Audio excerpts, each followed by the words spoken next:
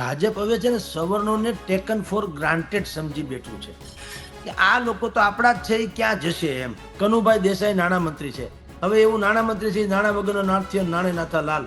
એ નાણામંત્રી છે એટલે કનુભાઈ વળી ક્યારેક ક્યારેક બજેટના દિવસે બધાને યાદ આવે છે કે નાણાં નામનું કોઈ મંત્રાલય છે અને કનુભાઈ નામના કોઈ મંત્રી છે. બાકી એના પછી કાંઈ રામ જાણે એ શું કરે છે. કુંવરજીભાઈ બાવળિયાને લીધા હતા ત્યારે એમ હતું કે કોળી સમાજ જે છે એ ભારતીય જનતા પાર્ટી પર ઓળઘોળ થઈ જાય, કોઈ કૂતરું થયું નહીં, ભોજિયોભાઈ પર થયો નહીં, એમ કહો તો હાલે.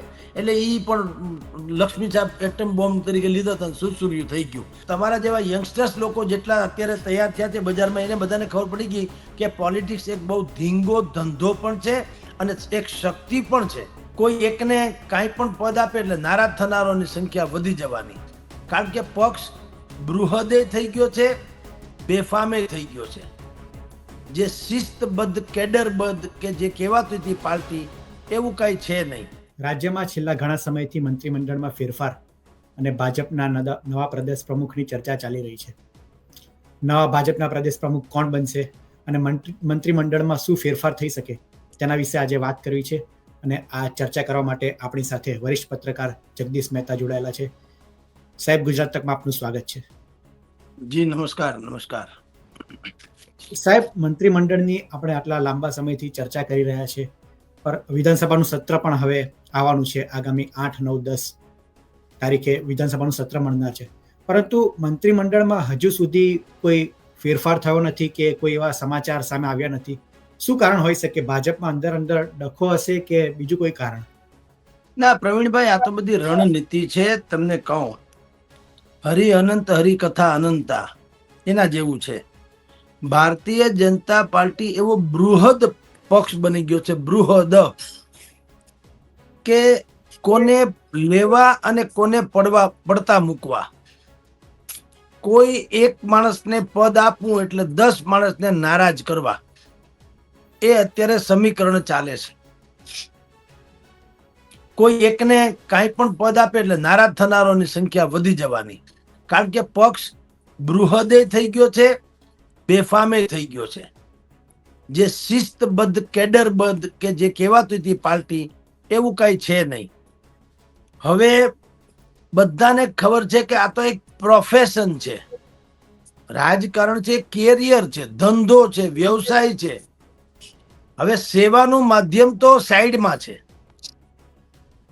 એટલે દરેક માણસ પોતાનો લાગો માગે છે. લાગો એટલે મેં એટલા વર્ષ પક્ષને આપ્યા, મને હવે વળતર મળવું જોઈએ, એને લાગો કહેવાય. દરેક માણસને એવી ઈચ્છા છે કે ભાઈ અમે જે પક્ષ માટે થઈને સમર્પિત ભાવથી વર્ષો ખેંચી કાઢ્યા છે, હવે તમે અમને ક્યાંક લીલા તોરણે બાંધો, એટલે ડખો છે. ઘણા સમયથી, આમ તો આ ભૂપેન્દ્રભાઈની અત્યારની જે વર્તમાન સરકાર ચાલુ થઈ ત્યાર પછીથી પક્ષના સંગઠનથી માંડીને સરકાર સુધી અત્યારે 27 મહિના થયા છે બીજી ટર્મના. 27 મહિનાના રિપોર્ટ કાર્ડ કઢાવવામાં પણ આવ્યા, એ બુદ્ધિપૂર્વક કઢાવવામાં આવ્યા ભારતીય જનતા પાર્ટીના હાઈકમાન્ડ તરફથી કે કયા મંત્રીનું કેવું પરફોર્મન્સ છે. 17 મંત્રી છે ને હજી 10ની જગ્યા થઈ શકે એમ છે. જે સંખ્યા અત્યારે છે વિધાનસભામાં ભારતીય જનતા પાર્ટીની, એ સંખ્યાને જોતા કાનૂની રીતે હજી 10 વધી શકે એમ છે. એટલે 27 જેટલા તો મંત્રીઓ રાખી શકાય એમ છે, જે અત્યારે 17થી ચલાવે છે. પણ 17માં પણ 2-5 ને બાદ કરો, આમ તો 2-3 ને બાદ કરો તો બાકી ધબોય નમાહા છે. 2-3 એટલે એક તો મુખ્યમંત્રી તો પ્રોટોકોલ છે એટલે મુખ્યમંત્રી શ્રી, નહીતર એમાં પણ મૃદુ ને મક્કમ ભારતીય જનતા પાર્ટીના લોકો કે છે. મૃદુ હોવાનું આખું ગુજરાત અનુભવે છે, મક્કમતાની હજી રાહ જોઈને બેઠું છે. પણ પ્રોટોકોલ છે એટલે આપણે ચીફ મિનિસ્ટરને નામ ગણાવીએ. બાકી હર્ષ સંઘવી એ નેક્સ્ટ ટુ સીએમ જેવી અત્યારે એની પોઝિશન છે, સરકાર ગુડ બુકમાં હોવાને કારણે એને અત્યારે દબદબો છે. પણ એનું જે વ્યક્તિગત પરફોર્મન્સ કાયદો અને વ્યવસ્થાને લાગે વળગે ત્યાં સુધી તમે જો સર્વે કરાવો તો એને પાસિંગ માર્ક્સ માંડ મળે. રહી વાત ત્રીજી, ખરેખર જેમ વિજયભાઈ રૂપાણીના વખતમાં જે ભૂમિકા નીતિન પટેલની હતી, ડેપ્યુટી હતા, પણ બધા એને જ સરકાર માનતા હતા. અને સરકારી પ્રવક્તા તરીકે પણ એ સરકારી કોઈ જવાબ આપવો હોય તો એ યોજનાઓની વાત કરી તો એ બ્લો બાય બ્લો જે નીતિન પટેલ જવાબ આપી શકતા હતા એમાં કોઈ પત્રકાર રસોઈ દીર્ઘની ભૂલ ન કાઢે એવી સરસ ડિપ્લોમેટિક લેંગ્વેજમાં એ વાત કરતા હતા અને શાસન ચલાવતા હતા. નાણામંત્રી વર્ષો સુધી રહ્યા છે, આપણે બધા જાણીએ છીએ. અને બધા એને છોટે સરકાર નહીં, હું કદમાં નાના હતા એટલે કહું, પણ છોટે સરકાર એ બડે સરકાર થી એવી ભૂમિકા અત્યારે ઋષિકેશ પટેલની છે, આરોગ્ય મંત્રીની અને ગુજરાતના પ્રવક્તાની. ઋષિકેશ પટેલ એની અત્યારે એવી ભૂમિકા છે. આ 3-4 લોકોને બાદ કરો તો અત્યારના 17 સભ્યોના પ્રધાનમંડળમાં બાકી બધા રાજા રામ જાણે શું કરે છે. મેં અનેક ડિબેટમાં પ્રવીણભાઈ કીધું છે, પુરવીનભાઈ, કે સારું છે કે બજેટ બહાર પડે છે. જો બજેટ બહાર પડતું ન હોત તો નાણામંત્રી કોણ છે એ ખબર ન પડે ગુજરાતની જનતાને. નહીતર આપણે વજુભાઈ વાળાને નાણામંત્રી તરીકે જોયા છે, આપણે નીતિનભાઈ પટેલને નાણામંત્રી તરીકે જોયા છે, સનતભાઈ મહેતાને પૂર્વની પેઢીમાં, તો અત્યારના પેઢીને યાદ રહે એટલે મેં વજુભાઈનું અને નીતિનભાઈનું નામ આપ્યું. બાકી સનત મહેતા, જયનારાયણ વ્યાસ આ નાણામંત્રી કહેવાય, જેનો દબદબો, ઋતબો, આવડત, કૌશલ અને ઊંડાણવાળી સોચ. નાણામંત્રી પદ એટલે શું? નેક્સ્ટ ટુ સીએમ જો બે કોઈ પદ હોય તો એ નાણામંત્રી છે અને આપણે ગૃહમંત્રી છે. હવે આ 3 હોદ્દા જે છે એ તો મેઇન સરકાર એ જ કહેવાય, બાકી બધું હંજ્યા. તો અત્યારે નાણામંત્રી ભાઈ છે આપણા દેસાઈ સાહેબ, કનુભાઈ, હવે એવડા ઈ માનતા હોય તો રામ જાણે કોઈ દિવસ નાણામંત્રીનો ક્યાંય એવો આર્થિક સેમિનાર કે કોઈ ઔદ્યોગિક ઘરાણાએ નાણામંત્રીશ્રીને બોલાવ્યા હોય ને આપણી ઇકોનોમિક જે ગ્રોથ કઈ રીતે થાય ને શું છે શું નહીં, આર્થિક નીતિની કોઈએ ચર્ચા વિચારણા કર્યું આપણે કમસે કમ સાંભળ્યું નથી. એ બજેટ તો અધિકારીઓ તૈયાર કરે, સાંભળવા વાળાને ખબર જ છે, જોકે અત્યારે તો, પણ ન હોય તો સમજી લે. એમાં કનુભાઈ હોય કે જગદીશભાઈ હોય, આપણને કાંઈ ટપો પડતો ન હોય, અધિકારી બધું તૈયાર કરે, આપણે પોપટની જેમ બોલી જવાનું. એટલે અત્યારનું જે પ્રધાનમંડળ છે 17નું, એમાં ઈશ્વરની કૃપા છે, 2-3 જણાને બાદ કરો તો નામ લીધા જોગ નથી. એટલે એક તો સરકારે એવી રીતના છે અને સંગઠન એમાંય મોટો ડખો છે. રાષ્ટ્રીય સ્વયંસેવક સંઘ એ ભલે અત્યારે કે ભારતીય જનતા પાર્ટીની આજે ઇન્ટરનલ મેટરમાં અમે લોકો દખલગીરી નથી કરતા, પણ એ ખોટું છે. દખલગીરી કરે છે ને કરે છે. નહીં, જો દખલગીરી ન કરતા હોત તો અત્યારે ત્યાં ઉપર લેવલે રાષ્ટ્રીય પ્રમુખ નિમાઈ ચૂક્યા હોત ભારતીય જનતા પાર્ટીના, પણ હજી મેળ નથી પડ્યો. મોહન ભાગવત ભલે કે જો અમારે કંઈક નક્કી કરવાનું હોત તો એટલી વારે ન લાગી હોત, પણ એમ કઈ હેલું નથી, અરસપરસ છે. રાષ્ટ્રીય સ્વયંસેવક સંઘ કે એમ જ થવાનું છે અંતે તો, પણ એને વિશ્વાસમાં લઈને અથવા તો ઈ ધારે એમ થવાનું. ભારતીય જનતા પાર્ટી તો ક્યારનું ધારી લીધેલું કે આપણે રાષ્ટ્રીય અધ્યક્ષ તરીકે યા તો આપણે શિવરાજ ચૌહાણને બનાવીએ, ધર્મેન્દ્રસિંહ પ્રધાનને બનાવીએ, યા કોઈ મહિલાને બનાવીએ, એમ કે નાણામંત્રી શ્રી ન્યા સહિતના બધાની વાત આવી, ઘણી બધી વાતો આવી. જો એના જ હાથમાં હોત તો એ ક્યારના બેહાડી દીધા હોત પ્રધાન, આપણે પ્રમુખ તરીકે. પણ એનું હાલે એમ નથી. RSS ત્યાં બ્રેક મારી એમ કહો તો હાલે ને, કા બૂચ મારી દીધું એમ કહો તો હાલે. રાષ્ટ્રીય સ્વયંસેવક સંઘ એમ કે છે કે અમે જે કાહટી એટલે કે મહેનત કરી છે, પુરુષાર્થ કર્યો છે, હિન્દુ રાષ્ટ્ર અથવા તો રાષ્ટ્રભક્ત દેશવાસીઓને તૈયાર કરવા, એ જે સ્વપ્ન છે એમાં તમે જેનું નામ એમ કે તમે એટલે ભારતીય જનતા પાર્ટીનું એકમ, એ જેના નામ બોલે છે એ કોઈ કાળે ગળે ઉતરે એમ નથી. એ ઠીક છે, સારા માણસ છે, પણ એવા હાર્ડકોર નહીં. આને જોઈએ છે હાર્ડકોર, યોગી આદિત્યનાથ જેવા 916 માર્કાનું હિન્દુત્વ, એમાં પછી કઈ ઇધર યા ઉધર કુછ નહીં હે, જે છે સ્ટ્રેટ વે છે, વાત થઈ ગઈ પૂરી. તો રાષ્ટ્રીય સ્વયંસેવક સંઘ એની તમન્ના છે ને પ્રેશર છે કે રાષ્ટ્રીય કક્ષાએ ભારતીય જનતા પાર્ટીના સુકાની તરીકે હવે સંજય જોશી આવે, જે પૂર્વે રહી ચુક્યા છે તેની વાત કરું. ગુજરાતમાં પણ એ સચિવ હતા તે. હવે સંજય જોશીના નામથી ભારતીય જનતા પાર્ટીનું હાઈકમાન્ડ થથરે છે, બીવે છે, ફફડે છે યા ભડકે છે, બરાબર. એટલે એ ઘોંચમાં પડ્યું. અને ભારતીય જનતા પાર્ટી જેને જેના નામ આપે છે એ RSS ને બહુ ગળે ઉતરે એવું નથી. એ સેકન્ડ મેઇન ગણાય, મેઇન નહીં. તેંડુલકર ઓપનિંગ કરે ને એ બરાબર વાત છે એમ, પછી બાકી બધા ખરાબ છે એમ નહીં, પણ ઓપનિંગમાં જે તેંડુલકર થી ઓપનિંગ થાય એ જુદી વાત થાય, પછી બાકી બધા મારી જેમ છે પછી સમજ્યા એમ. એવી રીતે આ લોકો કે ભાઈ ફર્સ્ટ પ્રાયોરિટી જે છે એ અમારી જે છે એ સંજય જોશીની છે, પછી બીજી હોય તો ઠીક છે, દેવેન્દ્ર ફડણવીસ છે, યોગી આદિત્યનાથ છે, નીતિન ગડકરી છે, એ બજી છે, પણ એ પ્રીએમ મટીરિયલ પણ છે આરએસએસ ના મગજ પ્રમાણે, એ ભાવિ પીએમમાં પણ એ હાલે છે, પણ ફર્સ્ટ પ્રાયોરિટી જે છે એ સંજય જોશીની છે. એવું ગુજરાતમાં છે. ગુજરાતમાં પણ સંગઠનમાં તમે જુઓ, ગુજરાતના પ્રદેશ ભાજપ પ્રમુખ કેટલા સમયથી હજી પેન્ડિંગ છે, મેળ પડ્યો નથી. શું કામ? હવે ભારતીય જનતા પાર્ટી દિશાહીન પરિસ્થિતિમાં છે. નહીતર આઈડિયોલોજીકલી શ્રેષ્ઠ પાર્ટીઓમાંની એક પાર્ટી આ ગણાતી હતી, કે જેને તળિયાથી નળિયા સુધી એક સરખો જ વ્યવહાર હોય, બધે આવવા જવાનો, વિચાર વાયુ પણ એક સરખો હોય.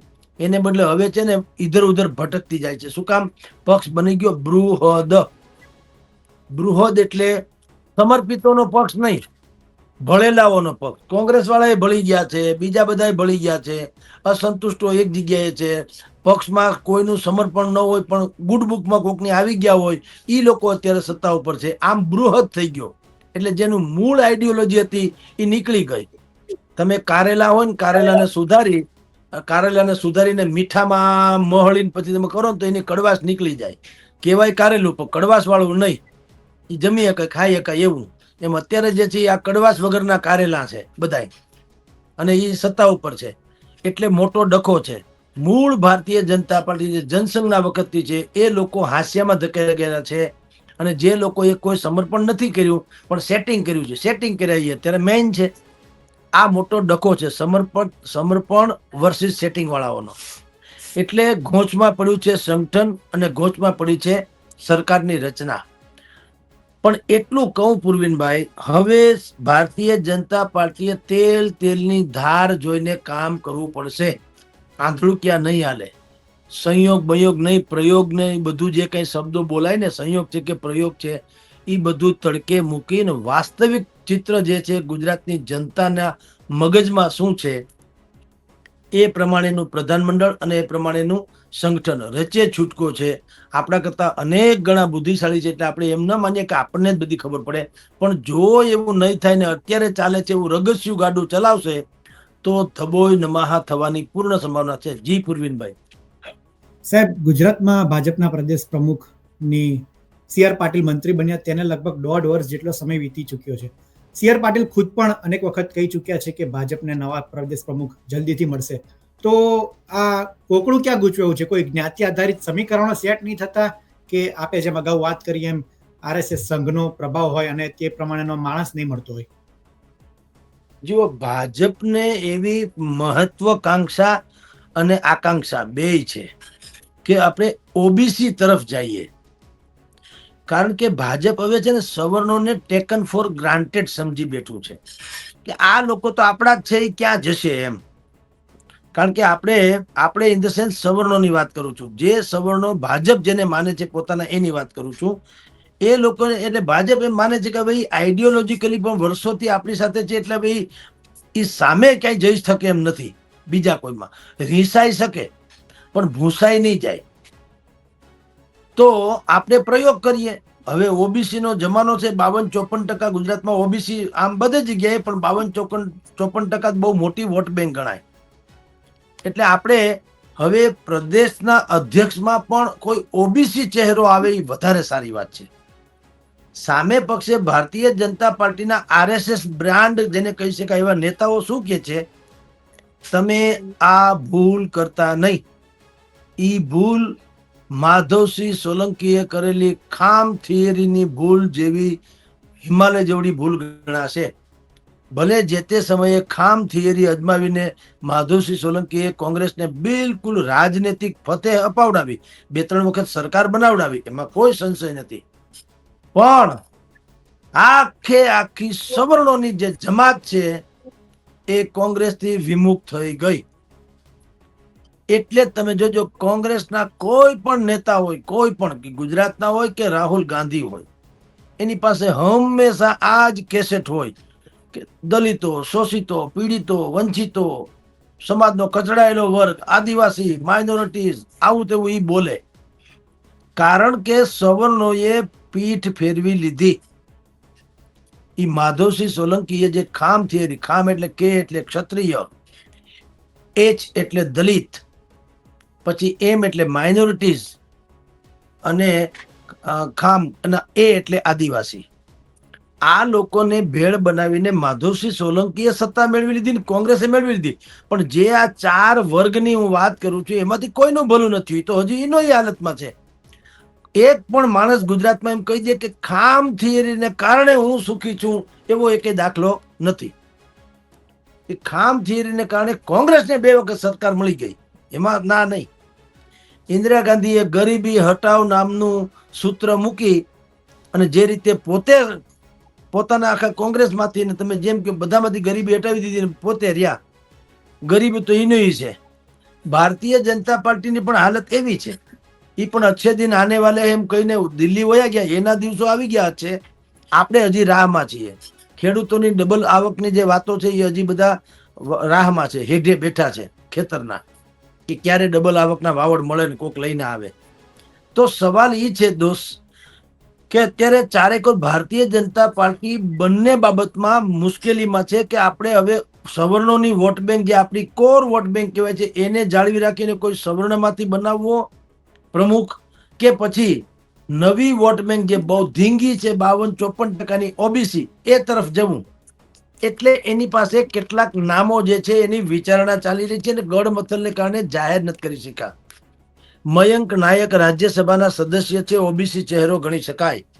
Jagdish Vishwakarma one of them.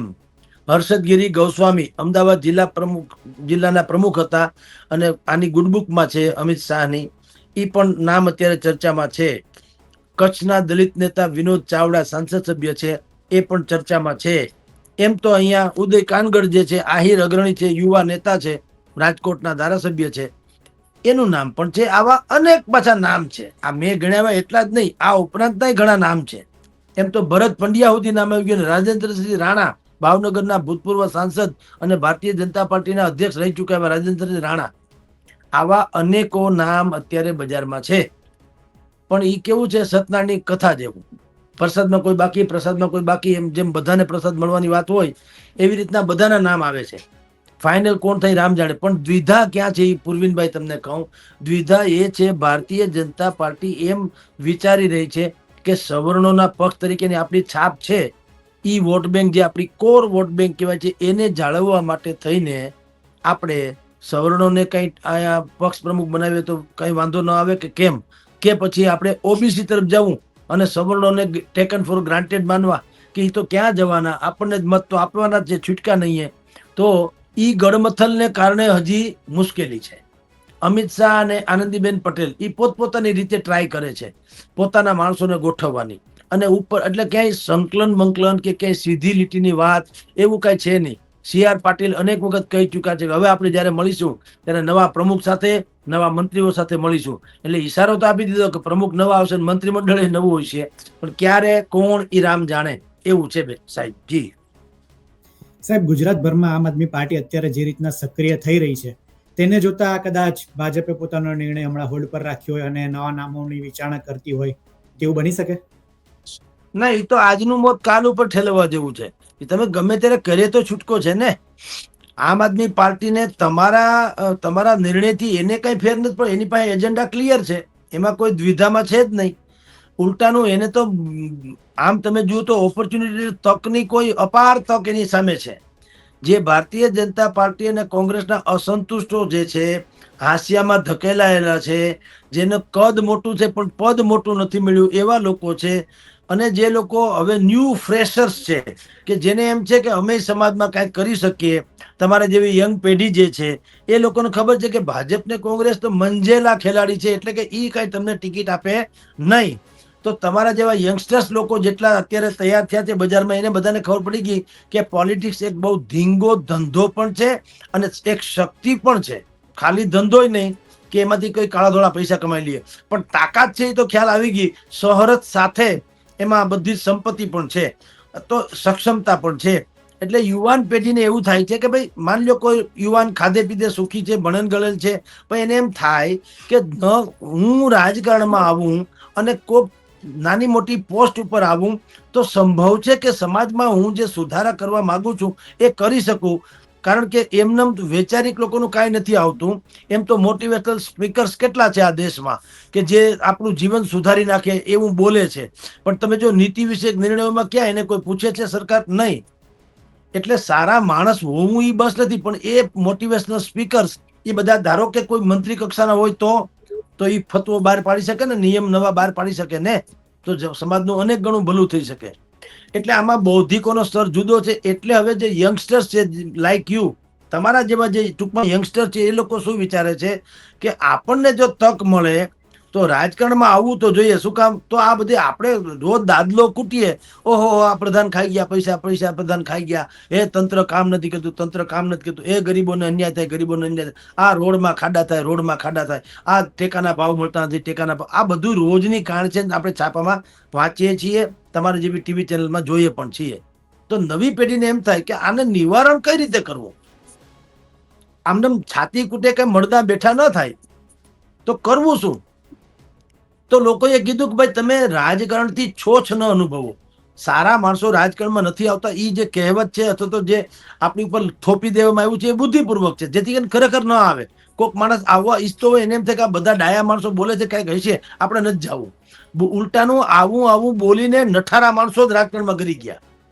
જ્યારે કે રાજકારણ સ્વયં ખરાબ વસ્તુ નથી, રાજકારણી ખરાબ હોઈ શકે, રાજકારણ તો શ્રેષ્ઠ છે.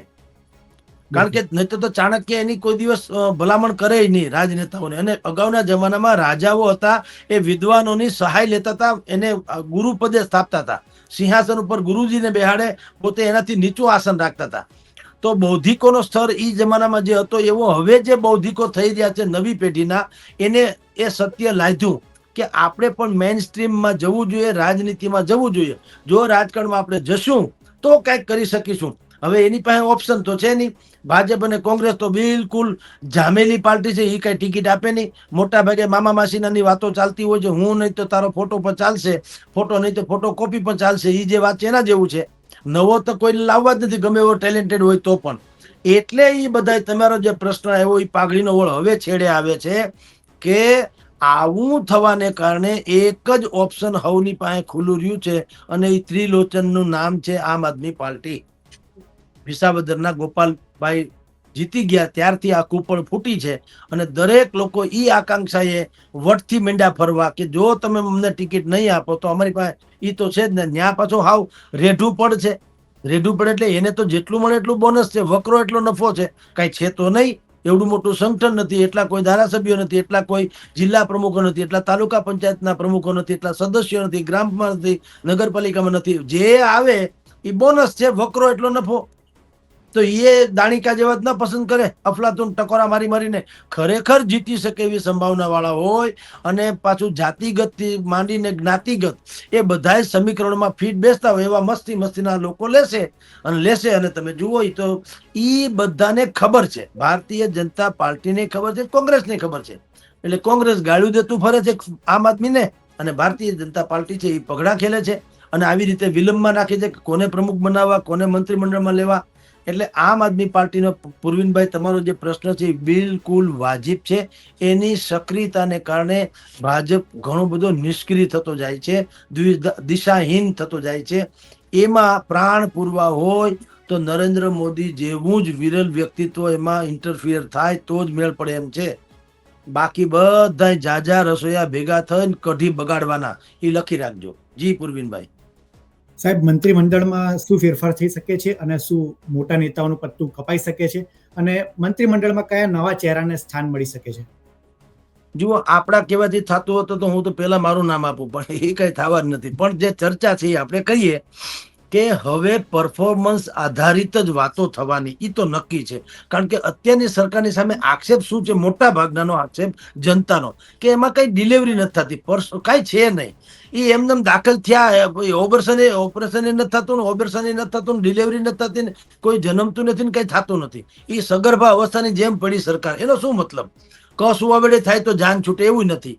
તો અત્યારે જે છે પરફોર્મન્સનો જે અભાવ જોવા મળે છે, એનો અર્થ એમ છે કે જો તમારે કંઈ કરવું હોય તો અત્યારે જે નિષ્ક્રિય અથવા દાગી અથવા વિવાદી એવા પ્રધાનોને તો પડતા મૂકવા જ પડે છૂટકો છે. 17 લોકોનું પ્રધાનમંડળ અત્યારે છે.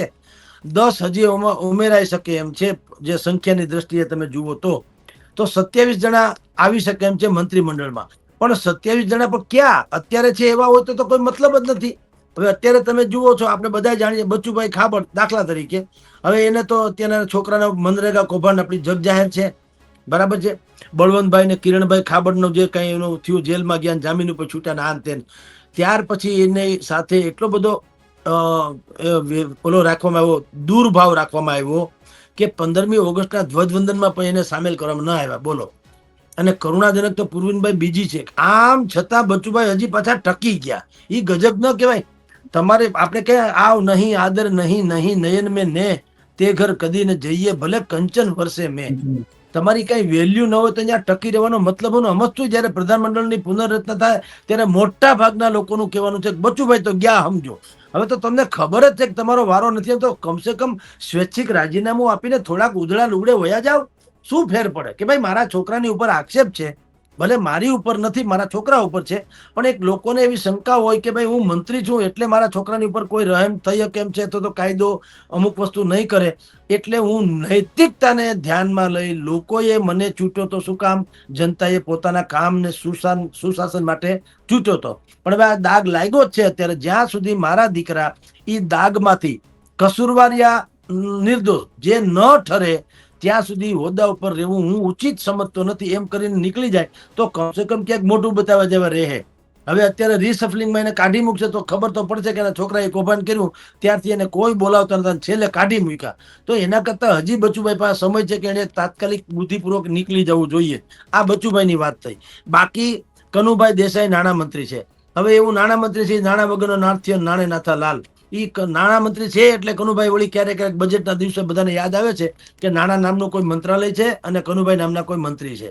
બાકી એના પછી કઈ રામ જાણે એ શું કરે છે. એ કુંવરજીભાઈ બાવળિયાને લીધા હતા ત્યારે એમ હતું કે કોળી સમાજ જે છે ભારતીય જનતા પાર્ટી પર ઓળઘોળ થઈ જાય, કોઈ કૂતરું થયું નહીં, ભોજિયોભાઈ પણ થયો નહીં, એમ કે તો હાલે.